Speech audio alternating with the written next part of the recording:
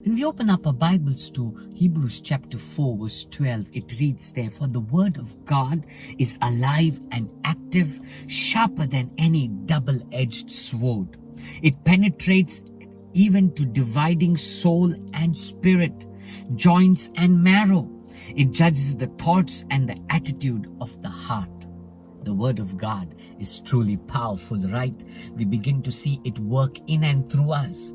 When the word was spoken to me, my life was transformed. The word brought about a change within me, brought about a change all around me as well. When we look into the Old Testament, when God created the heavens and the earth, we see He spoke His word and things came into existence.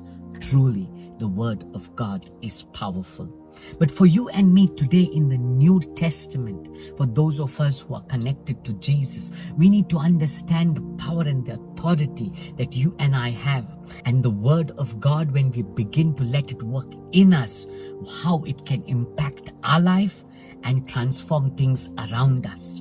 When we read that chapter, that verse once again, Hebrews chapter 4 verse 12, we read of the word double-edged sword.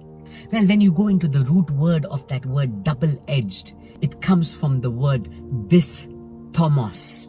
The word dystomos means double mouth or two mouths. So what does that mean for us? When we meditate on it, the first thing it means is the mouth of God that speaks the word to us. That word that we receive from God. When we read the word of God, when we read the Bible, that logos word, the written word that becomes rhema, revelation word to us. Okay, that's the mouth of God.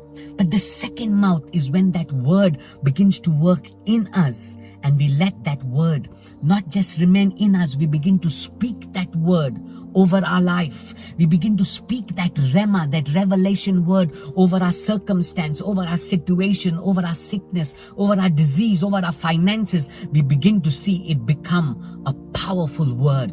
The word that was spoken to me, and that word now that I begin to speak out through me, double mouth.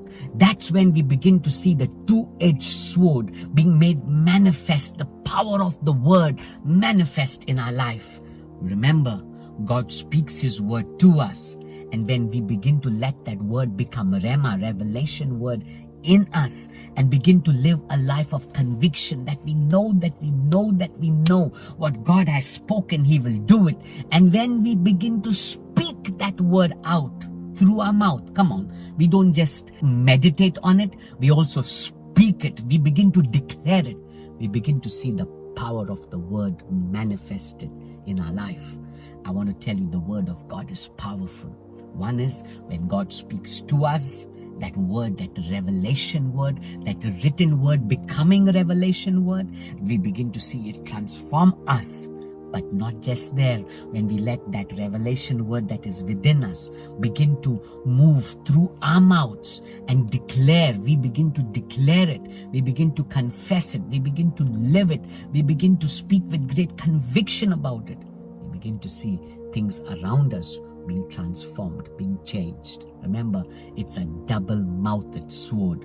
God speaks to us and then we begin to speak it out. That's when you will see the word of God powerfully manifested in your life. God bless you.